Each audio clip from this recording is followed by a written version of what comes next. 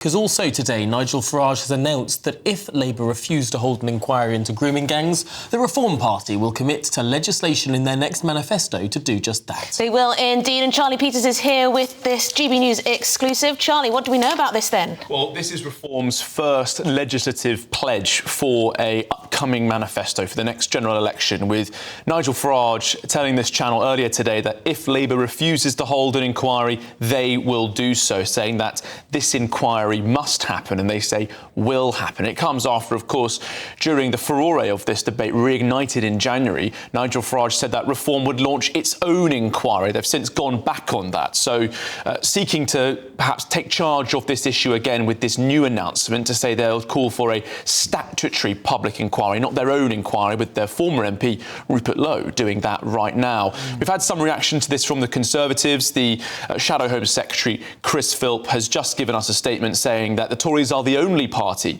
taking serious action to drag the truth out into the light and stand up to victims. They say that this issue is too important to wait until the next election. A spokesman for Kimi Badenoch said the same thing, echoing those comments and also pointing out that they've already forced one vote in Parliament on this in January, and they're intending to do another with an amendment to the crime bill.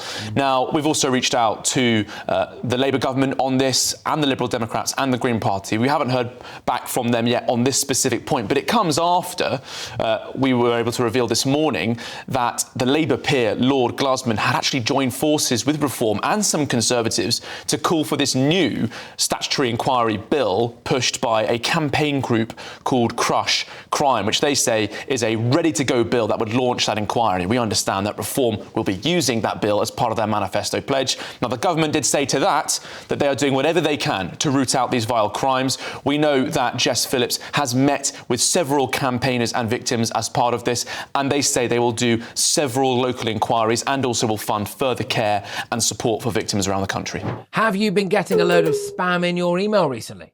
What about random calls? It's really annoying, isn't it? Data brokers are out there collecting your personal information. Anything from your email, your full name, your address, and even your political affiliation. Cyber criminals can even use AI to mimic the voices of friends and family to trick people into sending them money. And it gets even worse. People out there are getting huge loans taken out in their names without even knowing about it. But don't worry, because the sponsor of this video, Incogni, can help. They reach out to the data brokers on your behalf and request that your information is removed from their databases. Incogni continues to make sure that your data is removed automatically from the internet via repeated removal requests. So, how can you get started? Well, step one, hit the link in the description, create an Incogni account and tell us whose data you'd like removed. Step two, grant Incogni the right to work on your behalf. Step three, sit back, relax and watch Incogni work. They will update consistently so you know when your data has been removed. Incogni is risk-free for 30 days, so you can try it for yourself and you'll get a free refund if the service isn't for you. So take back your personal data today with Incogni. Use the code GBNews using the link in the description below and you'll get 60% off an annual payment plan. Well, very interesting indeed. Charlie Peters, thank you very much for that. Shall we listen to what Jess Phillips had to say very briefly yesterday in the Commons? Exactly the issue of the cover-up, as does everybody already, because of the many local inquiries that have told us that this happened and the national inquiry that has told us that there were cover-ups. What we must focus on is making sure, like happened in Telford, that there is a local process of accountability that actually changes things on the ground, and that is what I will do. I have been trying to change the issue of this on the ground for all of my life. Well, that's what Jess Phillips had to say. Let's catch up now with the former Cabinet Minister and sitting MP for Tatton, Esther McVey. Esther, this is an interesting cross-party push now for a statutory inquiry. But where do you think the government is on this? I think behind the curve is where the government is on this. Dragging its feet is what the government is doing on this. And actually, Jess Phillips there should be embarrassed that she's not doing more, embarrassed that she's let the Labour Party water down this inquiry. Look, we need a proper, full national inquiry to find out what actually went on, where were the cover-ups, who let people down, how big it is, how many instances there are, and how big geographically in the country. That's why you need a national inquiry. You can't have these councils refusing to have an inquiry or mark their own homework.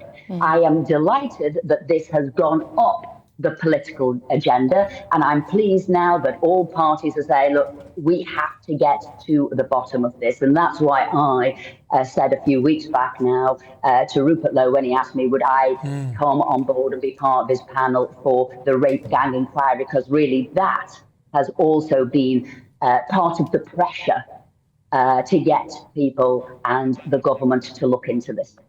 Esther, is Jess Phillips to blame, Safeguarding Minister? She's been defending her record. She's been saying that she's done more than practically any other MP out there to protect women. She's sat with women in courts who have been victims of grooming gangs. She talks about the amount of time and resources she spent on this issue. What do you make of that defence from her? Well, she's made her name on the back of all those women. But when push came to shove, and they've asked her for her help, she's turned her cheek and gone the other way. And what she came back to the House with the other week, the day before the House broke for recess, was shameful, because it was a watering down. And all those people rightly would have thought she would have been the best person to have championed their cause. But I'm afraid she's not. And I'm surprised myself she hasn't said, I plan to resign unless we do this properly. She's talking about £5 million for 5 different local inquiries. The Telford inquiry cost £8 million in itself. So in every way, she's letting people down. But I'm just glad it's now going up the political agenda. And, you know, the amount of people Rupert managed on his crowd funding to get over £600,000 and 20,000 people across the country saying, we want this looked into. Yes, and very interesting that you are sitting on this panel along with James McMurdoch and Rupert Lowe, but that inquiry, so-called, doesn't have the statutory powers to compel witnesses, doesn't have that same sort of power behind it. Is it just another form of pressure? Well, I think what we all want is that full national inquiry. But actually, what Rupert's doing here is exerting that pressure there. But equally, what he will do, you're right, you can't compel people, but you know the people who don't need compelling and haven't had their voice heard are all the victims. So they will come forward, and it will be done like a select inquiry, and we will listen to what they said, how they were overlooked. So there were lots of things that can be done and will be done with a view that this data that is being collected will go into that national inquiry. Right. The 7,000 FOIs Rupert's already got done will go into that inquiry. So I think this will be a very good source of independent information. That's interesting. It's almost, it supplements the idea of a national statutory inquiry too. Okay. Esther, I'm really sorry, we're going to have to leave it there. We'll have to speak to you again on this, because I can tell how passionate you are. Esther McVey, former Cabinet Minister and Conservative MP.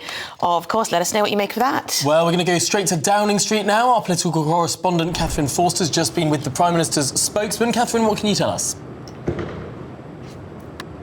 Yes, good afternoon from Downing Street. Well, I did ask the Prime Minister's official spokesman about this news that Labour peer Lawrence Glassman has joined forces with Nigel Farage in calling for this statutory public inquiry, and in fact that Nigel Farage has said that if the government doesn't do it, Reform will put it into their manifesto. I have to say, they weren't terribly keen to talk about it. They basically said, look, you know, we've been over all of this before, very keen to talk about how they are implementing the recommendations of the Alexis J inquiry, local inquiries taking place, and so on and so forth. But I did say to them, you know, some people will think that the government is dragging its heels on this, and does the Prime Minister risk being on the wrong side of history? they just repeated the same lines, I'm afraid. But GB News, of course, this is a story that we feel is so important, and we will continue to lead on this. Also, a lot of talk about the crackdown that the Home Office is announcing on sex offenders, saying that they will not be able to claim asylum.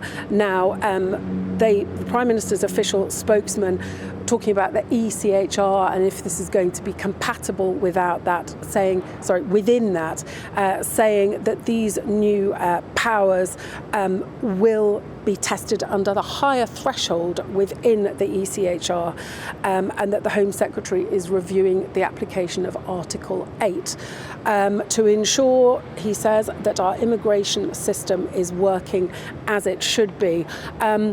We also asked about the small boats. The Home Secretary appearing to blame the weather today. They said, well, that's exactly why we're tackling the gangs. And finally, on Trump, given Mark Carney's huge victory in Canada, we asked if maybe being a bit tougher on Trump might be a good idea. No, not at all. The Prime Minister's official spokesman keen to stress that we are very supportive of Canada, but also have an excellent relationship with the United States President as he marks 100 days in power. Well, what a 100 days it's been. Thank you very much indeed, Catherine Forster, in front of Downing Street there, well, on Downing Street.